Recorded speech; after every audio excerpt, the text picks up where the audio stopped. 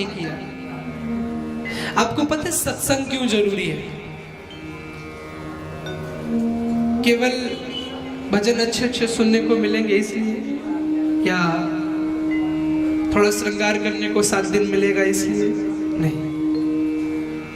सत्संग इसलिए आवश्यक है, सत्संग की महिमा भगवान से भी बड़ी है। मैं नहीं कहता, शास्त्र कहता। अभी कथानक आएगा ध्रुव चरित्र, आप देखिएगा। जैसे हम जैसा भोजन करते हैं, बात थोड़ा बड़ी है, ध्यान देना। जैसे हम जैसा भोजन करते हैं वैसा शरीर पर उसका असर होता है, वैसा विचारधारा होती है। आप बैठे गरिष्ठ भोजन करेंगे, डकार आएगी, बात नहीं कर पाएंगे। शुद्ध भोजन करेंगे, साधारण करेंगे, तो शरीर बड़ा शुद्ध रहता है। तो वैसे जैसे हमारी पेट के लिए, मुख के लिए भोजन जरूरी है, वैसे हमारे कान भी जैसा सुनते हैं वैसे ही हमारी विचारधारा होती है। अगर आप नेगेटिव सुनेंगे तो नकारात्मक सोच आएगी, अगर आप पॉजिटिव सुनेंगे तो सकारात्मक सोच आएगी।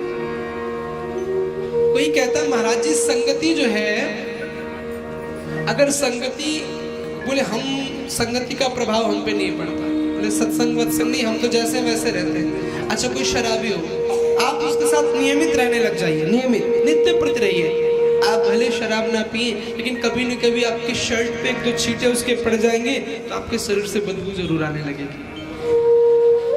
तो संगति बहुत अच्छी होनी चाहिए। और सत्संग इसलिए जरूरी है, कोई बहुत बड़ा इसमें विषय नहीं है, इसलिए क्योंकि हमारे विचार शुद्ध होते हैं, हमारा थॉट शुद्ध होता है, हमारा चिंतन शुद्ध होता है।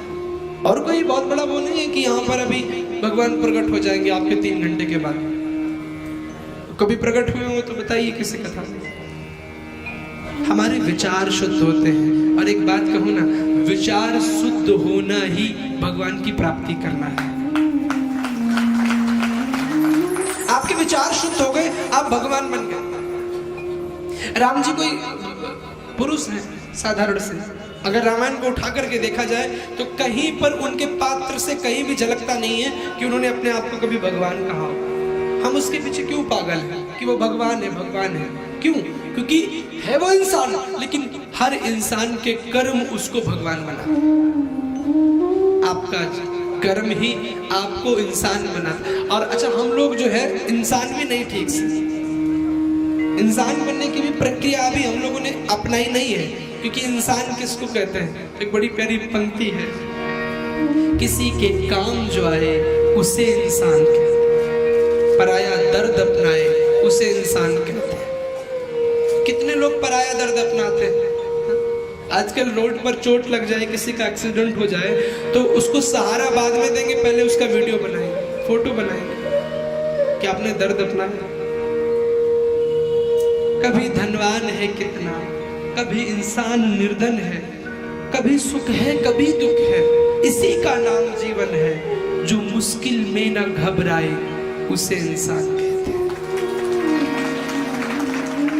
आप पर थोड़ी मुश्किल पड़ी, आप तो ले चल पड़े ठाकुर जी के दरबार में, ठाकुर जी के मंदिर में, भगवान के मंदिर में। ना ना भैया, तू तेरी पूजा वूजा ना कर। काहे को? बोले कथा बता का सुन के करे, भगवान मेरी कुछ सुनता ही नहीं है। ए मेरे प्यारे, जिस दिन भगवान ने आप पर से दृष्टि हटा दी ना, उस दिन आप इस दुनिया में नहीं होंगे, लिख कर ले लीजिए, 100% श्योर। बारिश होती है ऊपर, ध्यान से देना, ऊपर से बारिश होती है, बराबर बारिश बरसती है। आप लोटा रखेंगे तो आपका लोटा भरेगा, आप बाल्टी रखेंगे तो आपकी बाल्टी भरेगी। अब इसमें कहीं दोष बारिश का है तो बारिश का दोष तो नहीं है, वो तो बराबर बरसी। दोष आपके पात्र का है, आपका लोटा छोटा था, उनका लोटा बड़ा था। वैसे ही भगवान भी सब पर बराबर कृपा बरसाते हैं, बस हमारा श्रद्धा का पात्र छोटा पड़ जाता है, यही कमी रह जाती है। भगवान को कोसने से अच्छा है कि अपने श्रद्धा की पात्र को बड़ा करो, अपनी पात्रता बढ़ाओ। भगवान को पाना है तो उसकी करुणा छीन लो। ये दुनिया एक उलझन है, कहीं धोखा कहीं ठोकर। कोई हंस हंस के जीता है, कोई जीता है रो रो कर। जो गिरकर फिर संभल जाए उसे इंसान कहते हैं। कई कई लोग बोले महाराज जी पाप हो गया, तो क्या बोलते हैं, एक पाप कर ही लिया है तो हटाओ, छोड़ो, कर लो, पूरा काम कर दो। जहां पर गलती की प्रतीति हो जाए, जहां पर समझ जाओ मैं गलत हूं, वहीं से सवेरा बना लो, वहीं से उसको सुधारने की कोशिश करो। ये नहीं कि पूरी गलती कर दी तब सुधारी, नहीं नहीं, जहां पर आपको जिस समय भान हो जाए, जिस समय आपको पता चल जाए कि यार इतना जीवन मैंने बेकार जी दिया, अब भक्ति करेंगे, तो जब जागो तभी सवेरा। भक्ति को कोई उम्र थोड़ी ना होती भक्ति की। कई लोगों के मन में तो यही सेव है कि भक्ति की क्या अवस्था होती है। आजकल के यंगस्टर कहते हैं महाराज जी भक्ति करना हमारा काम नहीं, वो तो मम्मी पापा को है।